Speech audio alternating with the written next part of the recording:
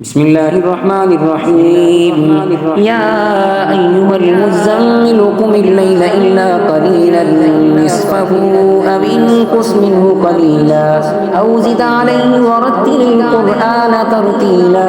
إنا سنلقي عليك قولا ثقيلا إن ناشئة الليل هي أشد وطئا وأقوم قيلا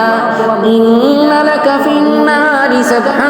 طويلا واذكر اسم ربك وتبتل إليه تبتيلا رب المشرق والمغرب لا إله إلا هو فاتخذه وكيلا واصبر على ما يقولون واهجرهم هجرا جميلا وذرني والمكذبين أولي النعمة ومهلهم قليلا إن لدينا أنكالا وجحيما وطعاما ذا غصة وعذابا أليما يوم ترجف الأرض والجبال وكانت الجبال كثيبا مهيلا إنا أرسلنا إليكم رسولا شاهدا عليكم كما أرسلنا إلى فرعون رسولا فعصى فرعون الرسول فأخذناه أخذا وبيلا فكيف تتقون إن كفرتم يوما يجعل الولدان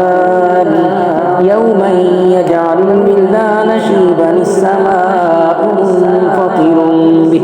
كان وعده مفعولا إن هذه تذكرة فمن شاء اتخذ إلى ربه سبيلا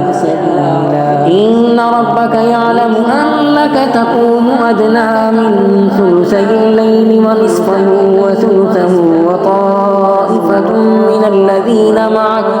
والله يقدر الليل والنهار علم أن لن تحصوه فتاب عليكم فاقرؤوا ما تيسر من القرآن علم أن سيكون منكم مرضى وآخرون يضربون في الأرض يبتغون من فضل الله وآخرون يقاتلون في سبيل الله فاقرؤوا ما تيسر منه وأقيموا الصلاة وآتوا الزكاة وأقرضوا الله قرضا حسنا وما تقدموا لأنفسكم من خير تجدوه عند الله هو خيرا وأعظم أجرا واستغفروا الله إن الله غفور رحيم صدق الله العظيم.